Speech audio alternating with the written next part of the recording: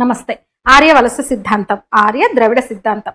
పాడిందే పాడరా అంటూ పాచిపల్లేసుకొని కమ్యూనిస్టులు పదే పదే పదే పదే పాడుతున్న పాట ఏంటి? ఆర్యులు ఎక్కడో మధ్య ఆసియా ప్రాంతం నుంచి, అంటే ఓల్గా అనే నదీ తీర ప్రాంతం నుంచి ఇరాన్ మీదుగా గుర్రాలు వేసుకొని వచ్చారు. వాళ్ళు తెల్లగా కూడా ఉంటారు ఇక్కడ వాళ్ళకన్నా. అసలు భారతదేశానికి అంతకుముందు గుర్రాలంటే తెలియదు. ఎవరు చెప్పారు ఇది? ఈ ఆర్య సిద్ధాంతాన్ని ముందుకు తెచ్చిన పాశ్చాత్యుడు ఎవడో, పాశ్చాత్య చరిత్రకారుడు ఎవడో చెప్పాడు. దాన్ని వీళ్ళు ఇప్పటికీ వల్లె వేస్తుంటారనమాట. అయితే ఇప్పటికీ అనేక రుజువులతో ఆర్యులు లేరు, ద్రవిడులు లేరు, అంతా వట్టిదే, ఆర్య ద్రవిడ సిద్ధాంతం అనేది వట్టిదే అని చరిత్రకారులు పరిశోధకులు తేల్చిన తర్వాత కూడా అదే పాట పదే పదే పాడుతుంటారు, అదే మాట పదే పదే చెప్తూ ఉంటారు. అయితే దాని మీద తాజాగా మరొక పరిశోధన అనొచ్చు. బయో ఆర్కైవ్స్ అనే సైన్స్ మ్యాగజైన్ ఒకటి తాజాగా మార్చిలో ఒక రీసెర్చ్ పేపర్ను పబ్లిష్ చేసింది. ఓల్గా ప్రాంతంలో క్రీస్తుపూర్వం 7 నుంచి 5వ సహస్రాబ్దం వరకు జంతు అవశేషాలను పరిశీలించిన వివరాలు అందులో ఉన్నాయి. ఈ అధ్యయనం ప్రకారం అంటే కులన్ ఔరోక్స్ వంటి వన్య జాతుల వేట నుంచి ఎనియోలిథిక్ కాలం నాటి గొర్రెలు, మేకలు వంటి పెంపుడు జంతువుల ఉనికి మీద ఈ రీసెర్చ్ జరిగిందనమాట. దాని ప్రకారం స్థానిక అంటే పశువుల పెంపకం అంతకుముందు వాళ్ళకు తెలీదు.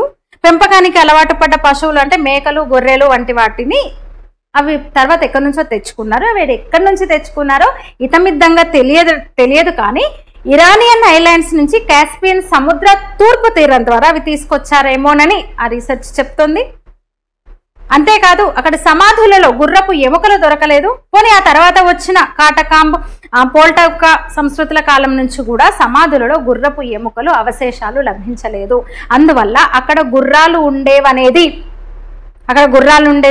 ఆ గుర్రాల మీదనే ఇక్కడికి వలస వచ్చారు అనేది కేవలం ఊహాగానం అని ఆ రీసెర్చ్ స్పష్టం చేసింది మరొకసారి.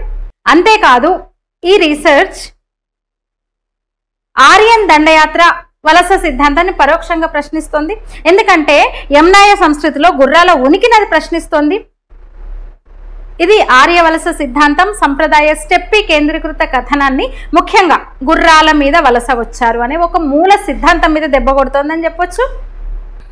అయితే ఆర్యుల వలస సిద్ధాంతం పట్ల అనుమానం ఉన్న వాళ్లకు అసలు ఈ వలసలు భారత్ నుంచి అటువైపు జరిగి ఉండవచ్చు అనే సిద్ధాంతానికి ఈ రీసెర్చ్ మరికాస్త బలం చేకూరుస్తుంది.